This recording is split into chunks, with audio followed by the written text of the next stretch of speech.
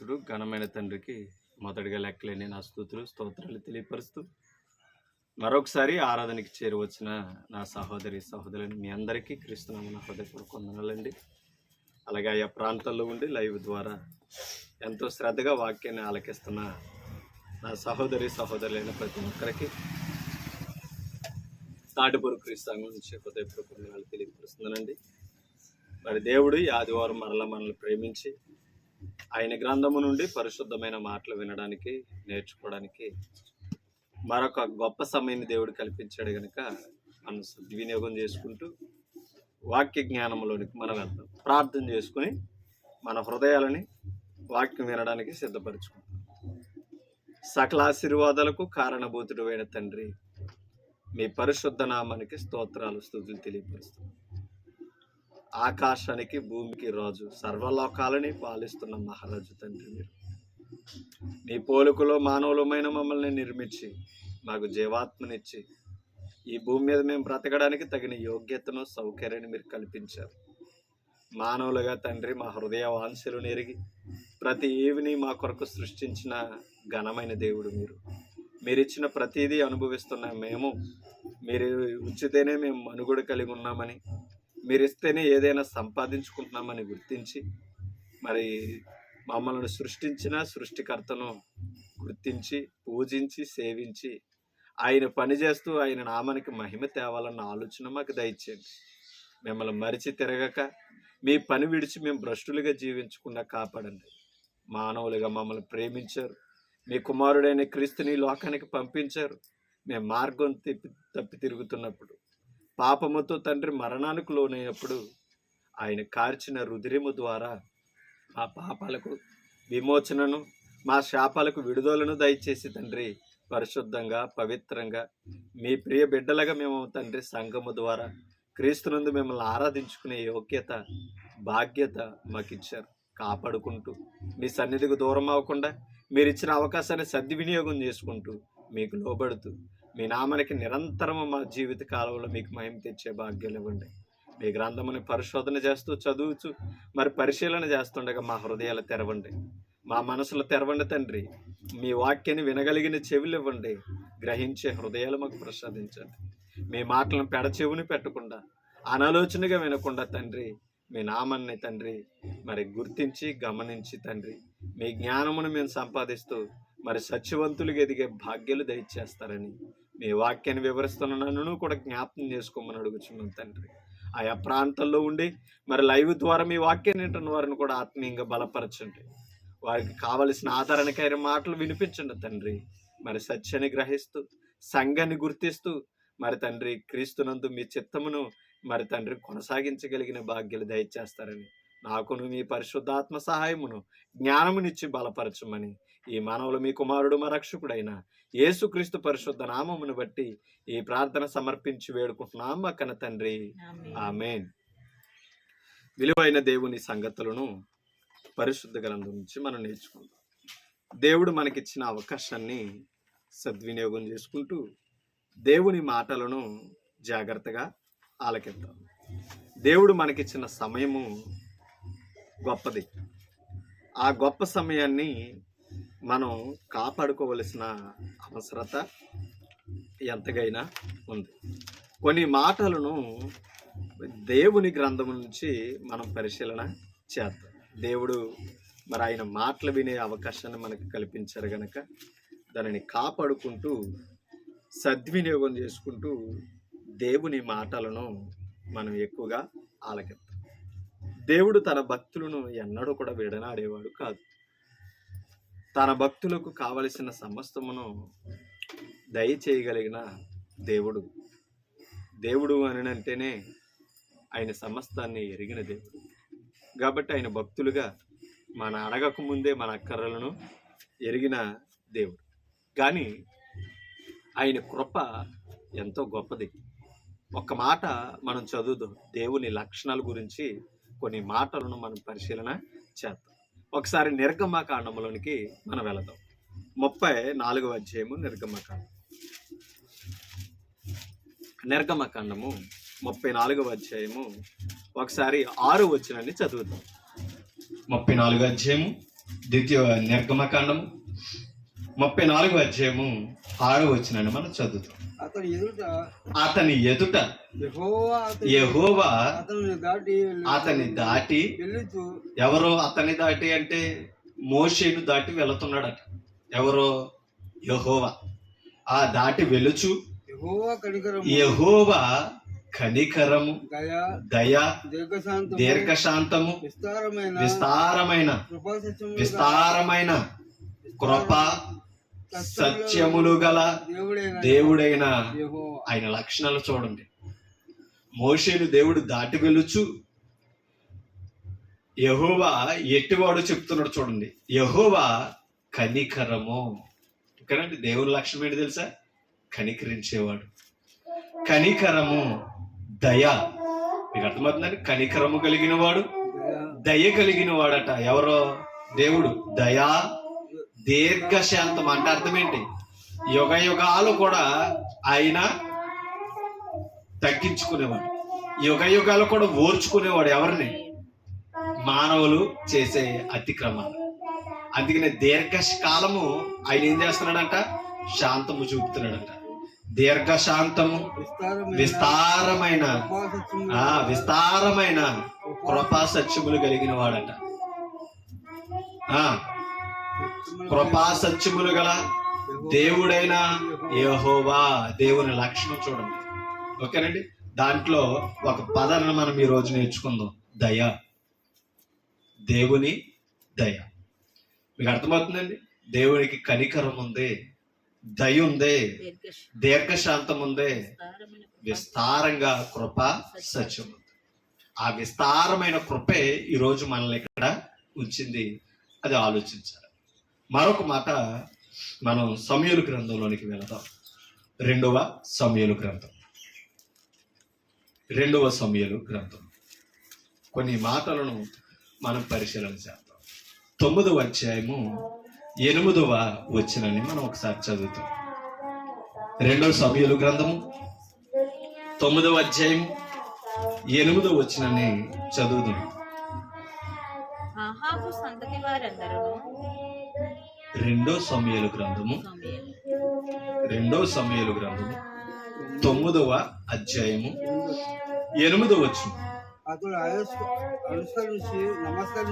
అతడు నమస్కరించి చచ్చిన కుక్క వంటి వాడనైనా నా ఎడల నీవు దయ చూపుటకు నీ దాసుడునకు నేను ఎంతటి వాడను అనేను. ఎవరు మాట్లాడుతున్నారు? ఎవరితో మాట్లాడుతున్నారు? మీకు అర్థమవుతుందండి? దావీదుతో సౌలు మనవడు మాట్లాడుతున్నాడండి ఈ మాటలు. ఓకేనండి.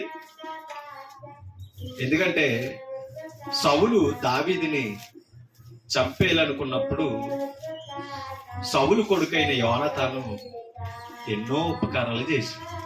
ఎవరికి? దావీదుకి. ప్రాణ స్నేహితుడు అనమాట. ఎవరో? యోనాతాను. ఆ యోనాతాను కొడుకే ఇక్కడ మాట్లాడుతున్నాడు. ఆయన ఎవరంటే మెఫీబోషెత్. ఓకేనండి. మెఫీబోషెతు మాట్లాడుతాడు.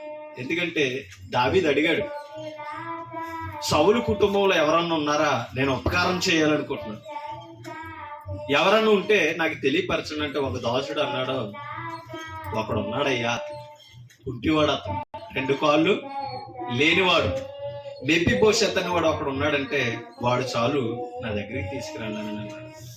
ఓకేనండి. చూడండి 6వ వచనం చదువుతాం, కొద్ది క్లారిటీ వస్తుంది మనకి. సౌలు కుమారుడైన యోనాతానుకు పుట్టిన మెఫీబోషెత్.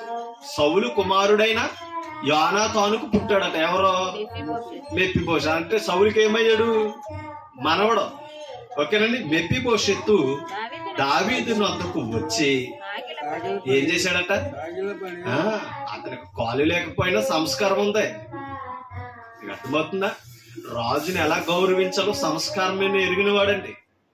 మనము కూడా దేవుని దగ్గరికి వస్తున్నామంటే సంస్కారవంతమైన భక్తిని అనుసరించాలి, దేవుని గౌరవించాలి, దేవుని దగ్గర శిరస్సు ఉంచాలి. ఎందుకు తెలుసా? దేవుడు ఆత్మీయ రాజు. మనకి దావీదు భౌతికమైన రాజే, భౌతికంగా రాజై ఉన్న ఆత్మ సంబంధమైన దేవుని ప్రజలను పాలించేవాడైనా. కాబట్టి ఈరోజు మరి ఆయన సంఘం మనం, ఆయన రాజ్యం మనం. క్రీస్తు ఎవరు తెలుసా మనకే? రాజు. ఆయన దగ్గర అదే సంస్కారాన్ని చూపించాలమ్మా.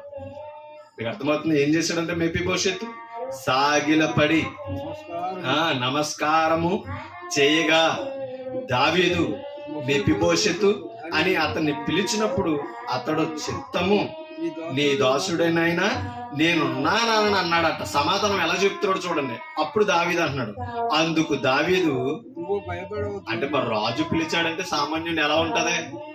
ఏమో మేలు చేయొచ్చు, కీడు చేయొచ్చు. అందుకని పెద్దలు అంటారు రాజు తలుచుకుంటే దెబ్బలకు కొదువే లేదండి. అంటే రాజు అధికారాన్ని ఎరిగిన వాడు ఏం చేసినా చెల్లుతుంది, కానీ దేవుడు అది చూస్తాడు. అందుకనే రాజు అంటున్నాడంట, నీవు భయపడవద్దు, నీ తండ్రి అయిన యోనాతాను నిమిత్తము నిజముగా నేను నీకు ఉపకారము చూపి ఏం చూపాలనుకున్నాడట? అది ఎందుకు? నీ తండ్రి నాకు ఎంతో ఉపకారం చేశాడు. ఎంతటి ఉపకారం తెలుసా? తన తండ్రి చంపేయాలని అనుకున్న దావీదుని శత్రువుకి సాయం చేశాడండి. శత్రు కొడుకయ్యుండి యోనాతాను.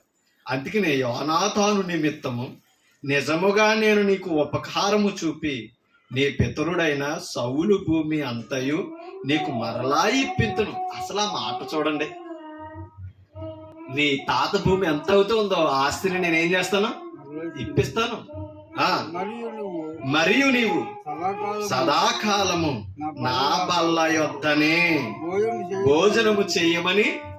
అసలు ఆ మాట ఎవరు అంటారండి? సదాకాలము నీవు నా రాజ్యము నుండి నా బల దగ్గర ఏం చేయమన్నాడు? అది రాజభోజనం అంటే ఎలా ఉంటది అమ్మా?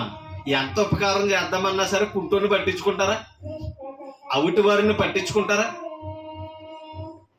సౌలు కుమారుడు అంటే ఒక స్థాయి ఉండాలి, ఒక స్థానం ఉండాలి, అవునా కాదా? అలా ఉంటే గుర్తిస్తారు. కానీ దావీదు ఎందుకు ఉపకారం చేయాలనుకున్నాడో? పోను భూమి ఇప్పిస్తే సరిపోద్దిగా, దాంతో ఎలగోలని బ్రతుకుతాడు ఆస్తి, అవునా కాదు? మరి మరలా బల్ల దగ్గర పెట్టుకోవడం ఏంటి అంటే దావీదుకి ఆయనకున్న మనసేంటి తెలుసా? యోనాతాను నాకు చేసిన దానికి తన కుమారుడికి నేను ఎంత చేసినా తక్కువే. ఎప్పుడు కూడానండి ఉపకార బుద్ధిని మర్చిపోకూడదు. ఉపకారం మనం పొందుతున్నప్పుడు ఉపకారం చేసిన వరకు కృతజ్ఞత చూపించాలి. మీకు అర్థమవుతుందండి? కృతజ్ఞత లేని బుద్ధి మనకు ఉండకూడదు. ఆలోచన, మనుషులు చేసిన మేలుల్నే మర్చిపోయి కృతజ్ఞత లేకపోతే దేవుడు మన పట్ల చేస్తున్న కార్యాలను ఎలా గుర్తిస్తాం ఒకసారి చెప్పండి. అవునంటారు కదండి? ఎప్పుడు కూడా కృతజ్ఞత అనేది మానవులకు అవసరం. ఓకేనండి? అందుకనే ఇక్కడ మాట్లాడుతున్నాడు ఏంటని, సదాకాలము నా బల్ల యొద్దనే భోజనము చేయుదు అని సెలవిచ్చాడంట. అప్పుడు మాట్లాడుతున్న యోనాతాను ఏమని? అతడు మరలా ఏం చేశాడంట? రాగానే ఇందాకే సాగిలిపడి నమస్కరించాడు. ఈ మాట అనగానే మరలా నమస్కరించి, చచ్చిన కుక్క వంటి వాడినైనా నా ఎడల నీవు దయ చూపుటకు నీ దాసుడకు నేను ఎంతటి వాడును. అసలు ఆ మాట చూడండి. అది మరి మా తాత రాజు కాబట్టి ఈ అవకాశం నాకు దొరికిందని అంటున్నాడా? మా తండ్రి కాపాడాడు కాబట్టి, ప్రాణోపకారం చేశాడు కాబట్టి చేస్తున్నాడు, ఊరికి నేను చేస్తలేదు దావీదని అన్నాడా? అసలు ఏమంటున్నాడండి? అసలు అక్కడ మాట ఒళ్ళిచ్చాడు చూడండి. కాదండి, చచ్చిన కుక్క వంటి వాడినైనా. నిజమే కదా మరి? అతని దీనస్థితి, ఆయన పరిస్థితి ఆలోచించి మాట్లాడుతున్నాడు రాజు దగ్గర. అసలు నువ్వు రాజు అయి ఉండి నీ సంస్థానంలో నీ పళ్ళ దగ్గర భోజనం చేయడం, నీ దయ పొందడం, అసలు నేను ఎలాంటి వాడిని తెలుసా? అది కుక్క వంటి అంటే పెంచుకునే కుక్క పట్ల ఎంత జాలి చూపుతారు? మీకు అర్థమవుతుందా? ఆయన తగ్గింపది, గర్వం అనేది ఉండకూడదండి. ఈరోజు దేవుని సంఘంలో కూర్చున్నామంటే మనం విశ్వాసం కలిగిన వారు. అది ఎవరి కృప, ఎవరి దయ తెలుసా? అది అలా యోనాతాను మనసు మనకు రావాలి, మెఫీబోషెతు మనసు మనకు రావాలి. గర్వపు హృదయాలు పనిచేయకూడదండి. నేను కాబట్టి సంఘంలో ఉన్నాను, నేను కాబట్టి వస్తున్నానని అనుకోకూడదండి ఎప్పుడు కూడా, తెలుసా? ఎందుకంటే ప్రభు చోటు ఇవ్వకపోతే మనల్ని ఇక్కడ ఎవరు నడిపించగలరు అమ్మా? అవునా కాదా? దేవుడే అవకాశం ఇవ్వకపోతే ఆయన సంఘంలో కూర్చున్న అర్హత మనకు ఉన్నదంటారా? కోటేశ్వరులకు లేదు భాగ్యం, ధనవంతులకి లేదు భాగ్యం, అవునంటారు కదంటారా? సామాన్యులుగా మనకిస్తే తలపొగరుతో దేవుని దగ్గర ఉంటుంది. తగ్గించుకోవాలండి. దేవుని దగ్గర ఎప్పుడు కూడా వినయం కావాలండి, విధేయత కావాలి. ఎవరి పని అండి ఇది? అమ్మా, ఎవరి పని ఇది? దేవుని పని. ఆయన పని చేయడానికి ఆయన హక్కు ఇచ్చినప్పుడు ఎవరు బ్రతిమలాడాలి? అవునంట కదంటారా? కాబట్టి ఎప్పుడు కూడా అర్థం చేసుకోండి, ఇది నా దేవుని పని అని చేసిన వారు ఎప్పుడు కూడా వర్ధిల్లుతారు. దేవుని పనిలో భేదాలు ఉండవు. తారతమ్యాలు లేని మార్గం ఒకటే దేవుని మార్గం. ఓకేనండి? ఆయన తగ్గింపు చూడండి. చచ్చిన కుక్క వంటి వాడినైనా నా ఎడల నీవు దయ చూపడానికి దావీదు ఏం చూపించాడంట? పైన వచనంలో ఇంకో మాట అన్నాడు, కనికరము. మీకు అర్థమవుతుందా? పైన కనికరము చూపించాడు, ఇక్కడేమంటున్నాడు? దయ చూపిస్తున్నాడు. అంటే కారణం ఏంటి తెలుసా? అటువంటి దయ కలిగిన దేవుని దగ్గర ఉన్నాడండి. ఎవరో? దావీదు. ఆ దయ చూపించడానికి ఆ మనసు ఎవరి దగ్గర నేర్చుకున్నారనుకుంటున్నారు? దావీదు తన దేవుడైన యెహోవా దగ్గర నేర్చుకున్న దయ. ఎందుకు తెలుసా? ఆ దయ చూపిస్తేనే దావీదుకి సింహాసనం దొరికింది, ఈ రాజ్యంలో స్థానం దొరికింది. ఎందుకంటే లేకపోతే ఎక్కడున్నాడో? దేవుడు పిలవక ముందు ఎక్కడున్నాడో? గొర్రెల సాలలో ఉన్నాడు. అవునా? పాడి గొర్రెలను కాస్తున్నాడు ఆయన. ఎక్కడ? అరణ్యములో. అలాంటి వాణ్ణి తన ప్రజలను ఏలడానికి, తన ప్రజలను పాలించడానికి తీసుకొచ్చి కూర్చోబెట్టాడంటే ఎంత గొప్ప భాగ్యాన్ని ఇచ్చాడండి. అది ఏ దయ అయితే దావీదు పట్ల చూపించాడో, తన రాజ్యములో అణువణువు కూడా అర్హత కలిగిన వారికి దయ చూపించుకుంటూ వెళ్తున్నాడు. అర్థమైందండి? అది అంటే దేవుడు ఎలాంటి వాడని నేర్చుకున్నాం మనం నిర్గమకాండంలో. కనికరము, దయా, దీర్ఘశాంతము, విస్తారమైన కృపా సమృద్ధి కలిగిన యెహోవా దేవుడు. అటువంటి దేవుని కలిగి ఉన్న దావీదు దయాగుణాన్ని ఏర్పరచుకున్నాడండి. తెలుసా? కఠినంగా బ్రతకలా, దయ చూపించాడు. ఇంకొక మాట మనం చదువుతాం. ఇదే 22 అధ్యాయం 26 వచనం చదువుతాం. చూడండి, 22 అధ్యాయం ఈ పుస్తకంలోనే 26 వచనం.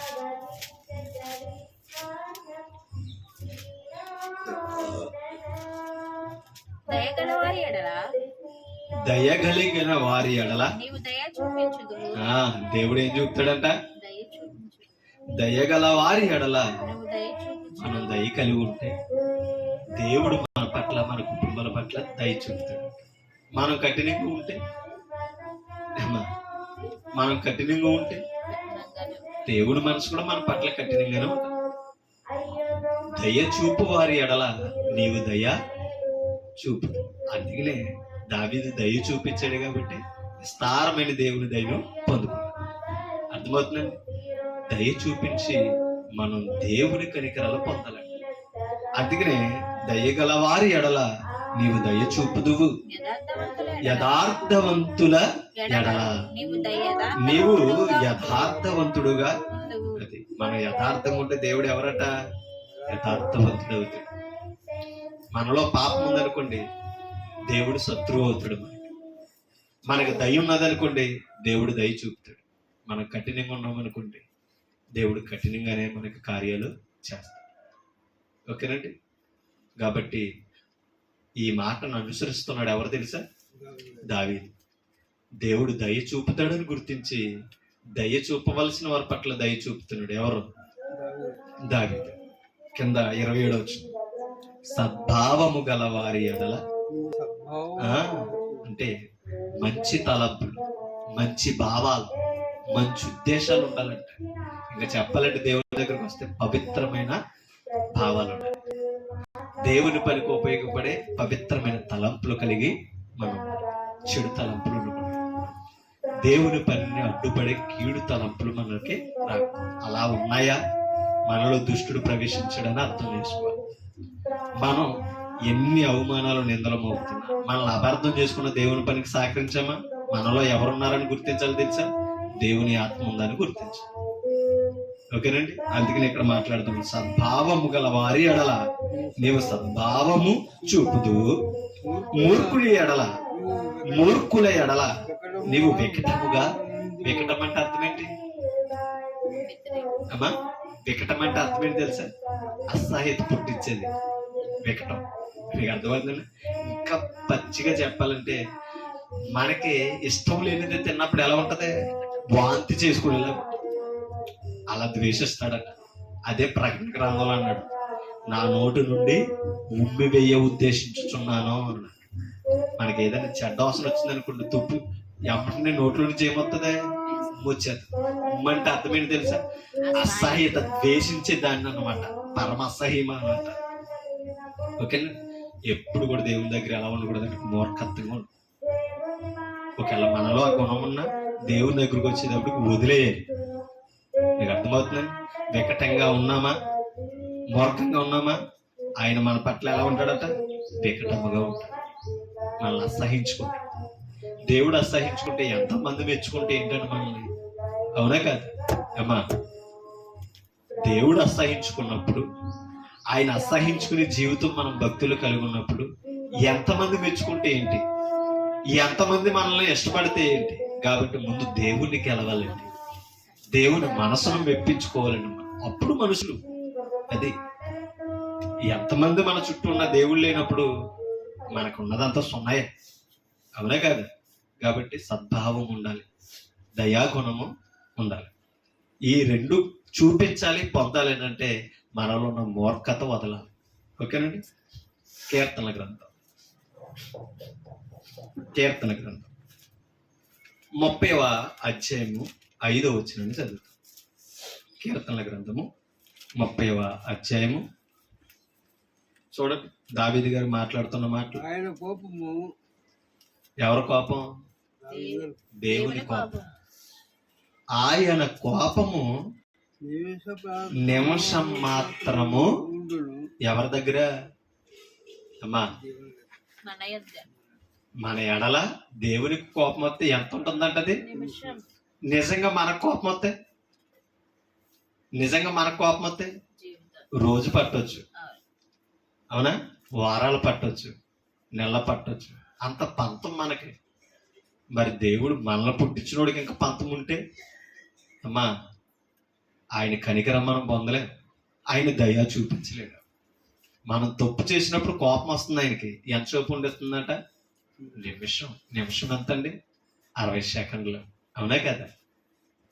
అవునా? 60 సెకండ్లో ఆయన కోపాన్ని విడిచిపెడుతున్నాడు. కొన్నిసార్లు మనం 365 రోజులు కోపం చూపుతాం, అంత కక్ష మనకి, అవునా కదా? కానీ ఆయనకి ఎంత ఉన్నదట? నిమిషం. అందుకని మనలో కూడా ఏమన్నాడు తెలుసా? అంతగా నీకు కోపం వస్తే సూర్యుడు ఉదయించినప్పుడు ఉన్నదనుకో, సూర్యుడు అస్తమించేటప్పటికి విడిచిపెట్టరా బాబు అని అన్నాడు. ఎందుకు తెలియదా?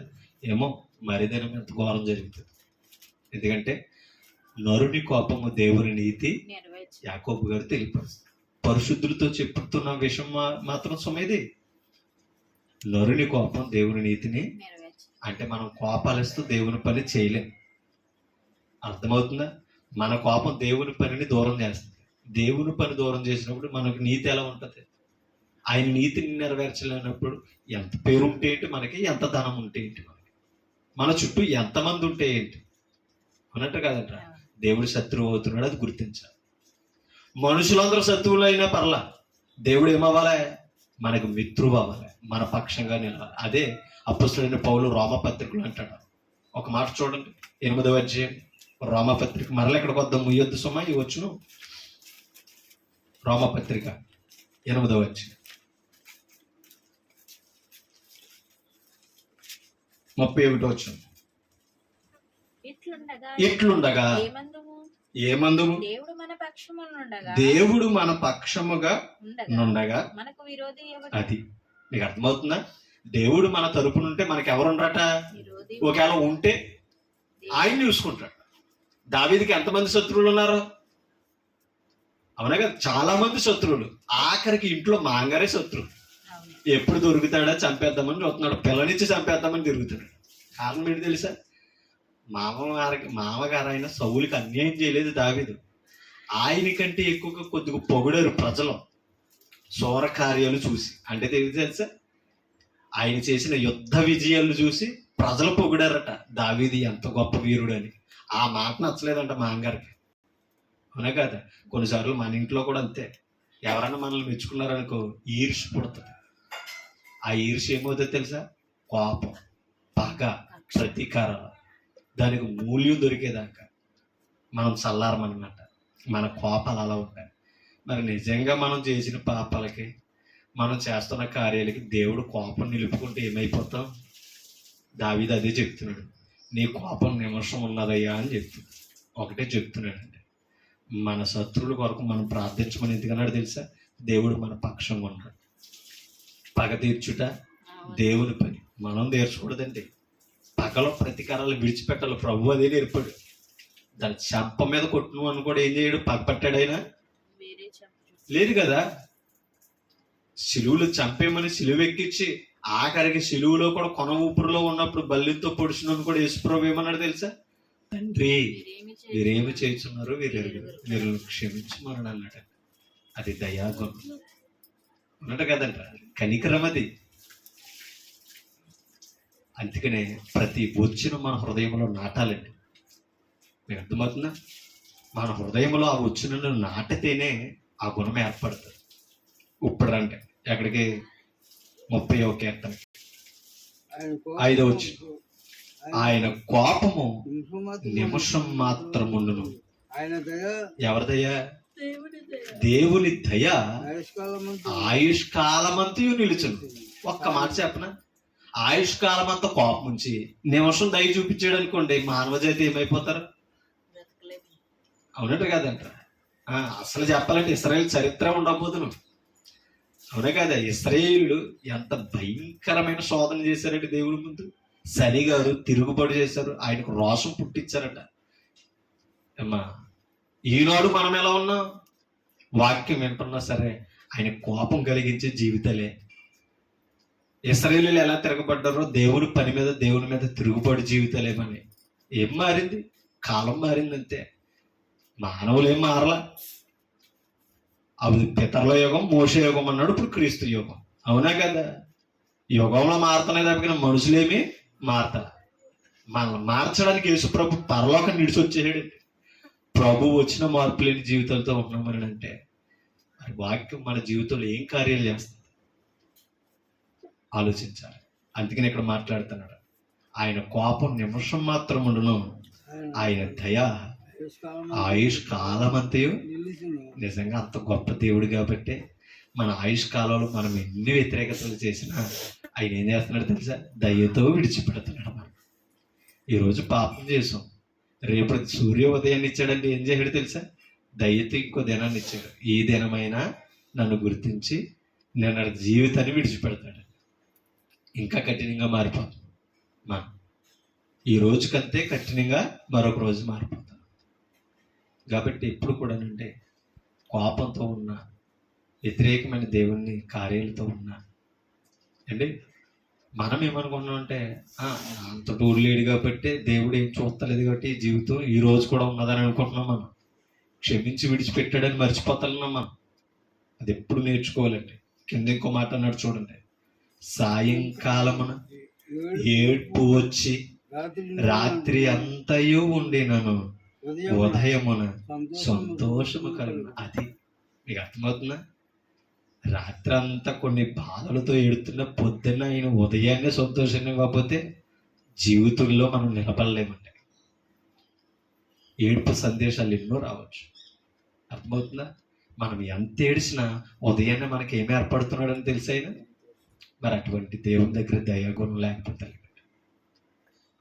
ఆయన ప్రేమకు మనం ఆప్తులు కాకపోతే ఎలాగండి? మీకు అర్థమవుతుంది. అందుకనే ఉదయాన్నే సంతోషమును కలిగజేయాలి. నేను ఎప్పుడు కదలనని నా క్షేమం కాలమున అనుకుంటుని, యెహోవా దయ కలిగి నీవే నా పర్వతమును స్థిరపరిచితివి. అంటే సింహాసనం గురించి మాట్లాడుతున్నాడు. నీవే నా పర్వతమును స్థిరపరిచితివి, నీ ముఖమును నీవు దాచుకునినప్పుడు నేను కలత చెందితే. మీకు అర్థమవుతుందండి? ఇప్పుడు పిల్లల మీద కోపం వచ్చినప్పుడు వాళ్ళు పిలిచిన చూడడం ఎలా ఉంటది పిల్లలకి? అమ్మా నా యొక్క చూడమ్మా, నాన్న నా యొక్క చూడు నాన్న అని అంటాడు. మనకేంటి? వీడు తప్పు చేసాడు, వీడికి తెలుసుకోవాలంటే చూడం, పిలిచిన పలకం, మోకమ్మక చూడం, వికటంగా ఉంటాం అంటే కదంటారా. వాళ్ళకి ఎలా ఉంటుంది చెప్పండి, చూసి మాట్లాడాలండి, తప్పు చేశానండి, ఆ కాళ్ళు ఎట్టుకుని ఏళ్ళు ఎట్టుకుని ఎలాడితే తిరుగుతూనే ఉంటారు. రావాలని మనం చేస్తాం, అవునే కదా. అలాగే దావీదు దేవుడిని అడుగుతున్నాడు, ఒక మనుషులతో మాట్లాడినట్టు మాట్లాడుతున్నాడండి. నీవు చూడండి, నీ ముఖమును నీవు దాచుకొనినప్పుడు నేను కలత చెందితే. మీకు అర్థమవుతుందా? కాబట్టి ఎప్పుడు కూడా దేవుడు మనకు వ్యతిరేక అవ్వకుండా ఉండాలంటే ఆయన దయను గుర్తించాలి. దయా లక్షణాలని మనం నేర్చుకోవాలి. ఎప్పుడు కూడా మనకు అర్థం కావాలండి. దయ ఎంత గొప్ప భాగ్యం ఇస్తుందో తెలుసండి. ఎస్తేరు గ్రంథంలోకి వెళ్తాం. ఎస్తేరు గ్రంథం 2వ అధ్యాయం 15వ వచనం. యోబు గ్రంథానికి ముందు ఉంటుంది.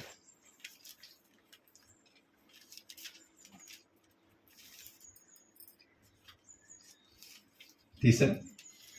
2:15 వచనం. ఎస్తేరు 2:15 వచనం. మొర్దెకై తన కుమార్తెగా స్వీకరించుకొనిన తన పిన్న తండ్రి అయిన చూడండి, అబీహాయిలు కుమార్తెయగు ఎస్తేరు రాజునొద్దకు వెళ్ళుటకు వంతొచ్చిందట.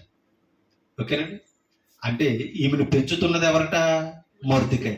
ఎవరీమె? చిన్నాన్నగారు కూతురట. ఓకేనా.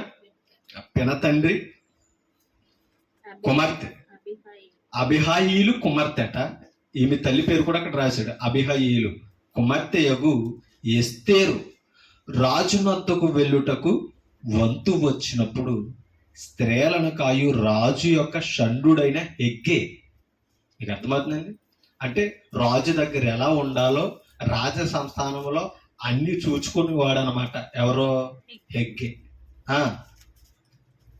రాజు యొక్క షండుడైన హెగ్గే నిర్ణయించిన అలంకారము గాక. అంటే హెగ్గే ఎలా ఉండాలి రాజు దగ్గర అని చెప్పాడో అలాగే దుస్తులు ధరించిందట. ఎవరో? ఎస్తేరు. అలంకారము గాక. ఆమె మరి ఏమియో నీకేం తెలుసు? ఆడలు అందం గురించి, మా అలంకారం గురించి నీకేం తెలుసు? ఉండు అలాగే, నేను అలంకరించుకుంటాను అని అనలేదట. ఎవరో? ఎస్తేరు. ఆయన ఎలా అలంకరించుకోవాలని చెప్పాడో అలాగే అలంకరించుకున్నట్టే ఎస్తేరు. చూడండి, మరి ఏమీ కోరలేదు. 16 వచనం. ఎస్తేరును చూసిన వారందరికీ ఆమె యందు ఎంత అద్భుతమైన పదమండి అది. ఆ రాజ్యములు చూసిన వారందరూ కూడా ఏం చూపించారంట? అది అంటే దయ్యెందుకు పుట్టింది చెప్పండి అమ్మా. దయ్యెందుకు పుట్టింది తెలుసా? ఏ కష్టాలు లేవు.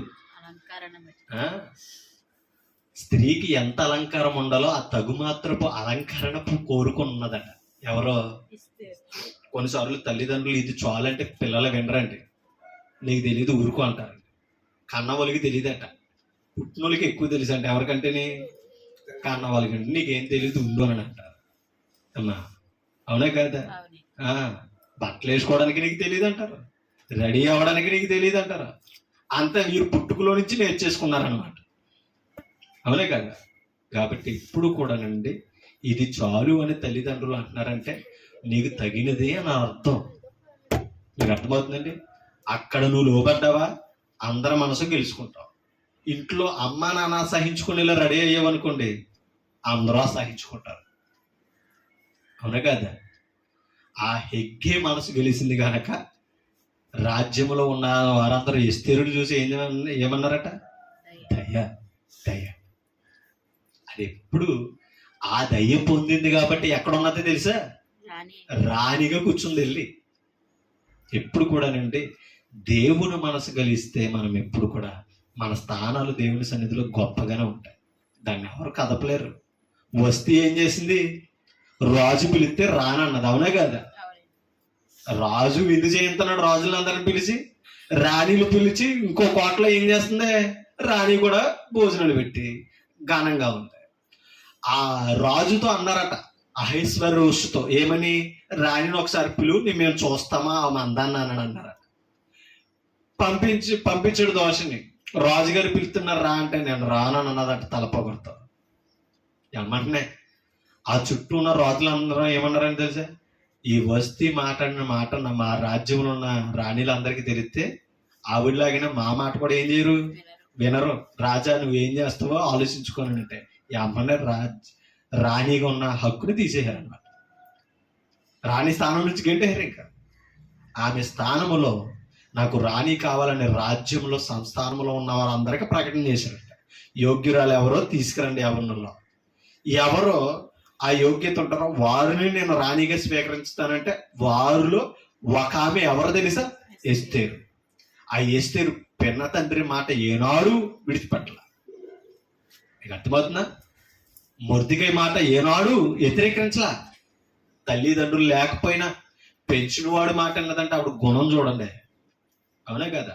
ఇవాళ కన్నోళ్ళని ద్వేషిస్తున్న పరిస్థితుల్లో మనం బ్రతుకుతున్నాం. అవునా కదా?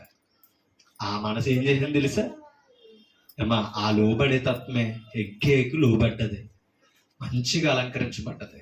రాజు ఎలా కోరుకుంటాడో ఆయనకి తెలుసు కాబట్టి అలాగే అలంకరించుకున్నది. కాబట్టి ఎక్కడ ఉన్నదో తెలుసా, సింహాసనం మీద కూర్చుంది, రాణి హోదాలోకి వెళ్ళింది. ఎప్పుడు కూడా అండి అదే సామెతలు అంటాడు, ఘనతకు ముందు వినయముండును, నాశనమునకు ముందు. ఆ రెండు మాటలు చెప్పాడు. వినయానికి ముందే ఘనతకు ముందు ఏముంటదట, వినయమే ఘనతకి నడిపిస్తుంది. మీకు అర్థమైంది? పడిపోవటకు ముందు అహంకారమైన దృష్టి ఉంటుందట. అది మన అహంకారం మనల్ని పడిపోయినట్టుగా చేస్తుంది. మన గర్వం ఏం చేస్తుంది తెలుసా, నాశనాన్ని.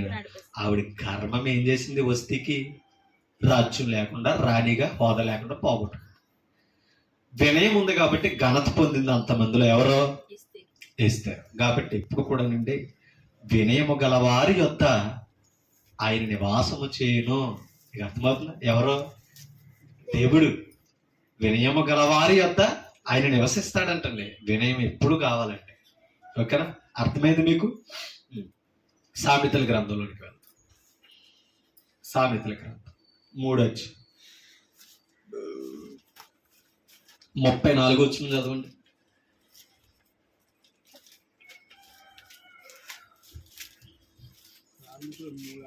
3:34 వచ్చింది.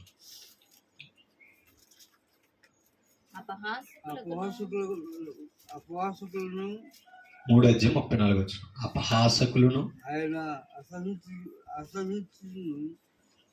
అపహాసకులను ఆయన అపహాసించును. అపహాసకులను ఏం చేస్తున్నాడంట? ఆయన అపహాసించును. దీనుల ఎడల ఆయన దయ చూపును. దీనత్వం కావాలట. దీనత్వం అంటే అర్థం ఏంటి అమ్మా? తగ్గించుకో. మీకు అర్థమవుతుందా?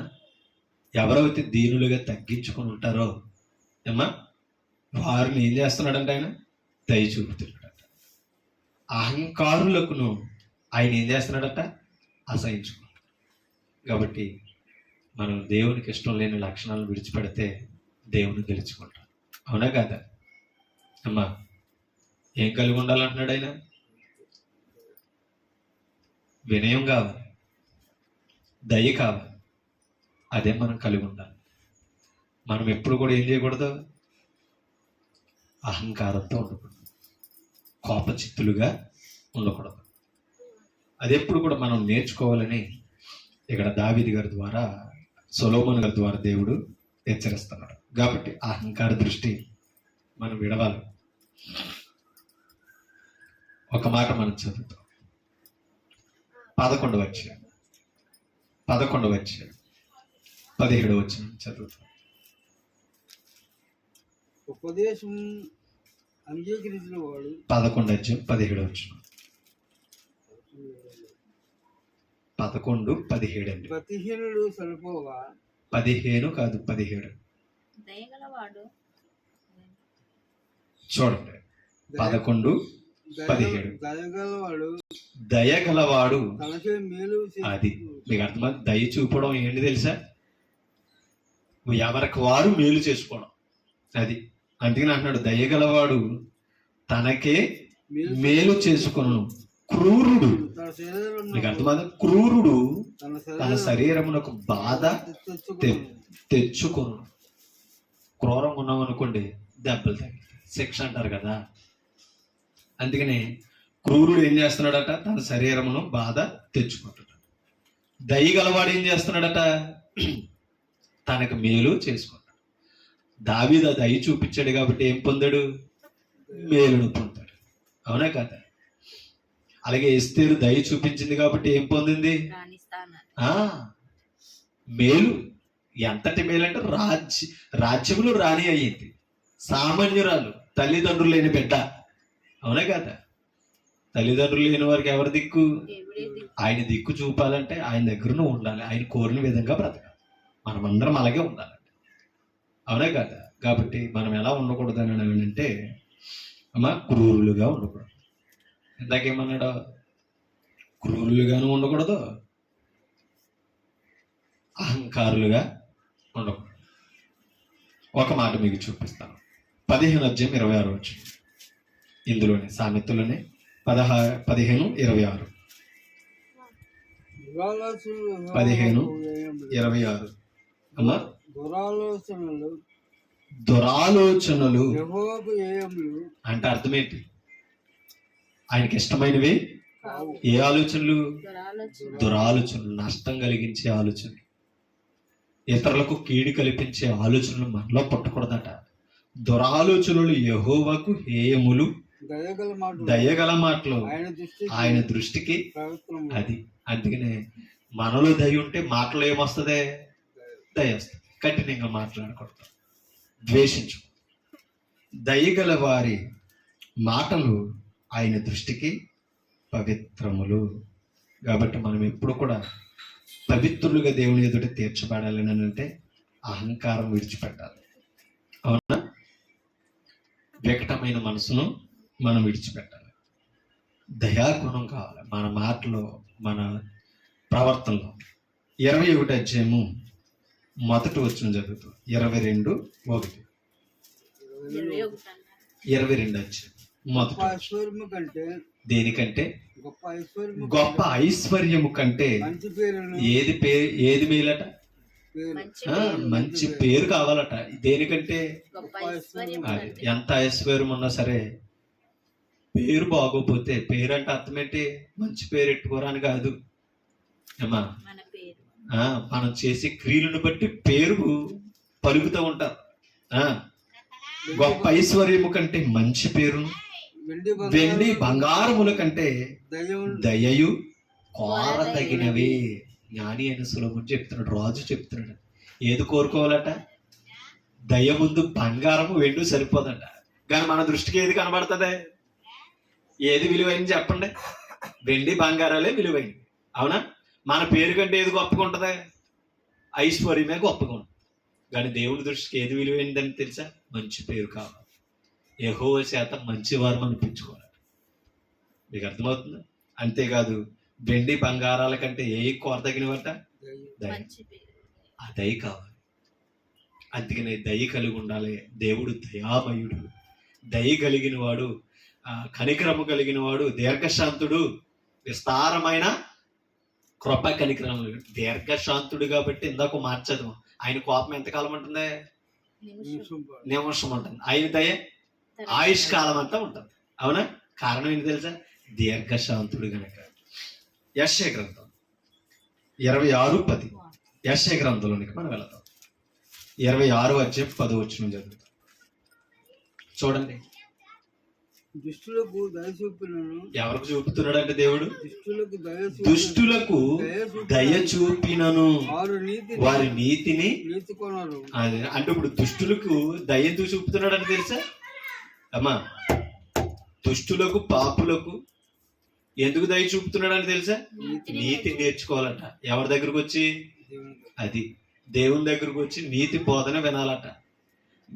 అందుకని దుష్టులకు దయ చూపించినను వారి నీతిని నేర్చుకున్నారు.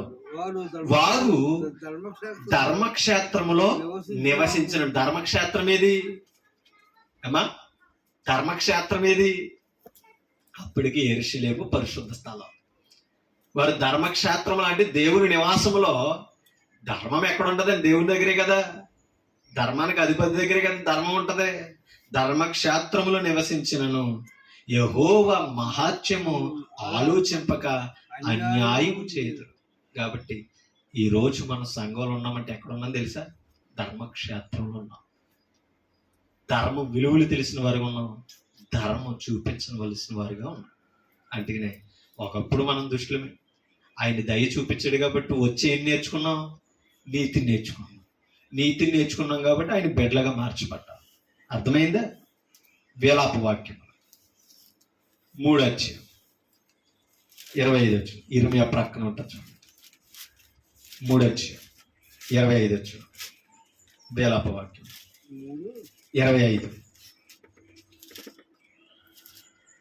3:25 పేజీ నెంబర్ 683 పేజీ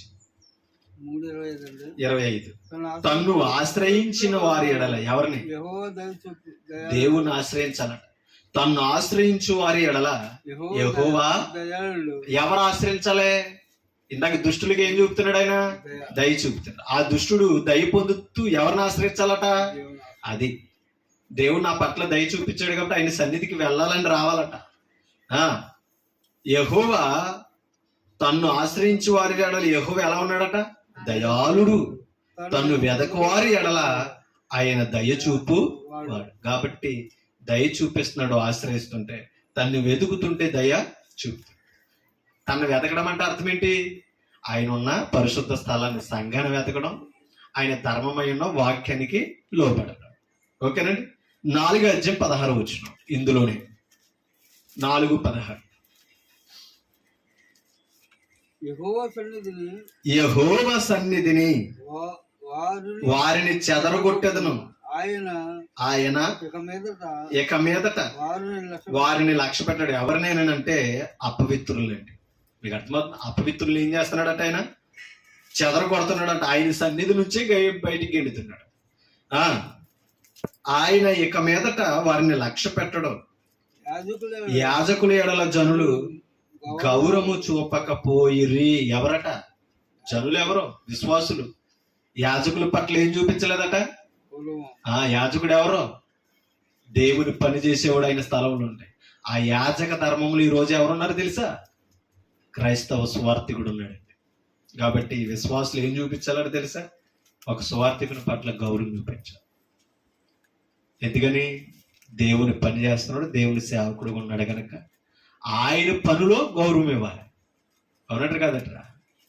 అందుకనే యాజకుల ఎడల జనులు గౌరవము చూపకపోయిరి. పెద్దల మీద దయ చూపక పోయిరి. అందుకనే వీరి ఇరువురిని ఏం చేస్తున్నాడట? దైవజనుని గౌరవించకపోయినా, పెద్దలను గౌరవించకపోయినా ఏం చేస్తున్నారంటే తెలుసా? ఆయన సన్నిధుల నుంచి ఆయనే చెదరగొడుతున్నాడు. కాబట్టి ఎప్పుడు కూడా పెద్దవారిని గౌరవించడం నేర్చుకోవాలి. దైవ సేవకుడికి గౌరవం విలువ ఇవ్వడం నేర్చుకోవాలి. లోకసువార్త 2:52 ముగింపులోనికి వెళ్తాను. 2:52 లోకసువార్త 2:52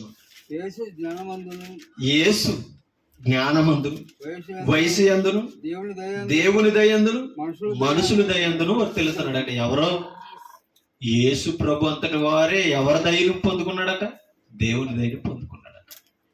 మనుషుల దయ కూడా పొందుకున్నాడు. ఎవరు?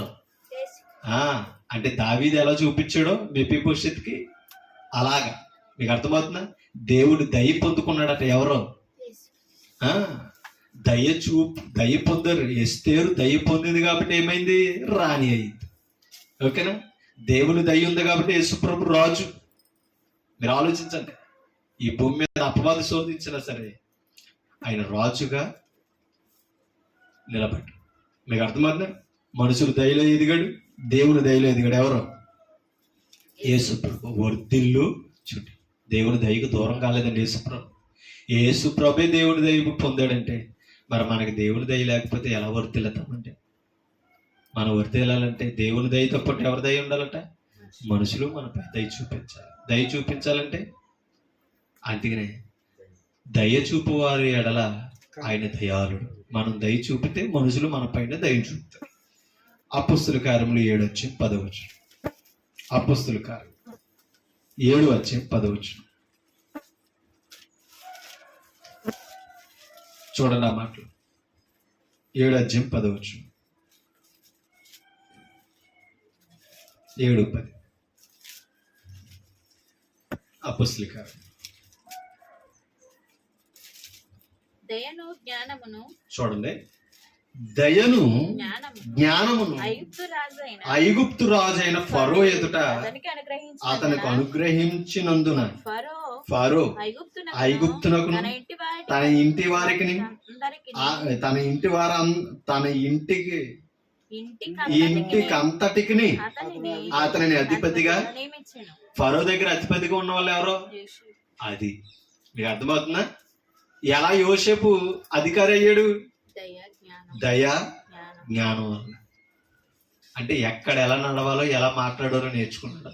ఎవరి పట్ల ఎలా చూపించాలో. అన్నలు అమ్మేశారా లేదా? కొట్టేశారా లేదా? మరి అలా కనబడితే ఏమన్నాడు? పగ తీర్చుకున్నాడా? అన్నలారా, ఇది దేవుని ప్రణాళిక. మీకంటే ముందుగా ఈ కొరువు కోసమే నన్ను ఇక్కడికి దేవుడు పంపించాడని తగ్గించుకుని దయ చూపించాడు. అన్నల మీద పగ చూపించాలి. అది ఓకేనా? అందుకని అన్నాడు, దయను జ్ఞానమును రాజైన ఫరో ఎదుట అతనికి అనుగ్రహింపబడినందున ఫరో ఐగుప్తునకును తన ఇంటికంతటికి అతనిని అధిపతినిగా. అది ఆ దయా మనసు నచ్చింది. ఆయన ఆలోచన జ్ఞానం నచ్చింది. అందుకని అధిపతిగా రాజ్యం మీద పెట్టేశాడట. ఎవరో రాజ్యాన్ని కాదు, తన ఇంటిని కూడా అప్పగించేశాడట. అమ్మా, తన ఇంట్లో ఏం జరుగుతుందో ఏమున్నదో కూడా ఎవరికి తెలుసు? ఇప్పుడు యోసేపుకే తెలుసు, ఫరోకి తెలియదు. కారణం ఏంటి తెలుసా? అంత జ్ఞానంతో నడుచుకున్నాడు. ఎవరో అది ఆ దయ ఎక్కడ పెట్టింది చెప్పండి? ఇప్పుడు అధికారినిగా పెట్టింది. ఆ దయ పొందింది కాబట్టి ఎస్తేర్ ఎక్కడ ఉంది? రాణిగా ఉంది. దావీదు దయ చూపించాడు కాబట్టి సింహాసనం మీద ఉన్నాడు. యేసు ప్రభు కూడా దేవుని దయ పొందాడు, మనుషులకు దయ చూపించాడు కాబట్టి ఏమయ్యాడైనా? దేవుడు అయ్యాడు, రాజుగా యుగ యుగాలు ఏలుతున్నాడు. మీకు అర్థమవుతుందా? అది ఎప్పుడు కూడా గొప్ప లక్షణం. ఆఖరిగా ఒక మాట చెప్పి నేను ముగిచ్చేస్తాను. ఇక్కడే 46 వచ్చు. 46 వచ్చు. ఈ అధ్యాయంలో 46 వచ్చు. అతడు దేవుని దయ పొంది యాకోబు యొక్క దేవుని నివాస స్థలము. ఎవరో యాకోబు దేవుని నివాస స్థలం కట్టాలనుకున్నది ఎవరో? సొలొమోను. మీకు అర్థమవుతుందా? అందుకని అన్నాడు, యాకోబు యొక్క దేవుని నివాసమును కట్టగోరెను. అయితే సొలొమోను ఆయన కొరకు మందిరమును. అది మీకు అర్థమవుతుందా ఏమ్మా? కాబట్టి దేవుడు ఎప్పుడు కూడా గొప్పవాడండి. దావీదు కట్టాలనుకుంటే ఆ భాగ్యం ఎవరికి ఇచ్చాడు? తన కుమారుడైనా. ఎందుకని? అతడు దేవుని దయ పొందాడు. ఆ దయలో దేవుని గురించి ఆలోచిస్తే ఆయనకి ఇవ్వకపోయినా ఆయన కుమారుడికి ఇచ్చాడు ఆ భాగ్యం. అది ఎప్పుడు కూడా మనం అర్థం చేసుకోవలసిన వారమైన. అపొస్తలుల కార్యములు 2:46 వచ్చు. అపొస్తలుల కార్యములు 2:46 వచ్చు. ఆఖరుగా 2:46 అపొస్తలుల కార్యం. మరియు వారు ఏకమనస్కులై ప్రతి దినము దేవాలయములో ఏం చేస్తున్నారట? బాప్తిసం పొందిన వారు అపొస్తలులతో ఏమయ్యారట? ఏకమనసు అయ్యారు. మనం క్రీస్తుతో ఏమవ్వాలి? ఏకమనసు అవ్వాలి. ఎలాగా? వాక్యం ద్వారా. ఏకమనస్కులై ప్రతి దినము దేవాలయములో తప్పక కూడుకొనుచు ఇంటింట రొట్టు విరుచుచు దేవుని స్తుతించుచు ప్రజలందరి వలన దయ పొందిన వారయ్యారు. ఎవరో ఆదిమ సంఘం. కాబట్టి మనం దేవుని సన్నిధిలో ప్రతిదినము ఏక మనసుతో కూడుకోవాలండి. అవునా కాదా? ఈ ఆరాధన పోగొట్టుకోకూడదు. ఇలా కూడుకొని ఆరాధన చేయడం, మనం అందరం ఐక్యంగా ఉండడం వల్ల కూడా మనుషుల దయ మన మీదకి వస్తుంది. అవునా కాదా? దేవుని దయ పొందాడు కాబట్టి దావీదు దేవుని నివాస స్థలం, యాకోబు దేవునికి నివాస స్థలం కట్టాలనుకున్నాడట. దాని కుమారుడికి ఇచ్చాడు. అవునా కాదా? అలాగే దేవుని దయలో జ్ఞానంలో ఎదిగాడు కాబట్టి యోసేపు ఏమయ్యాడు? ఐగుప్తు మీద అధిపతి అయ్యాడు, రాజు అయ్యాడు. అవును కదా, అధికారి. కాబట్టి దేవుని దయ ఎంత గొప్ప భాగ్యమో చూడండి. ఆయన సన్నిధికి నడిపిస్తుంది, దేవుళ్ళ మనల్ని వర్తిల్లింపజేస్తుంది. కాబట్టి ఎప్పుడు కూడా ఆయన దయను పోగొట్టుకోకూడదు. మనం దయ చూపుదాం, దయాళులుగా ఉందాం, దేవుని వలన దయ పొందాలని నన్ను నేను హెచ్చరించుకుంటూ, మిమ్మల్ని హెచ్చరిస్తూ, ఓపికని మీ అందరికీ హృదయపూర్వక వందనాలు తెలియపరుస్తూ ఈ మాటలు ఎంతటితో ముగిస్తాను. థ్యాంక్ యూ అండి.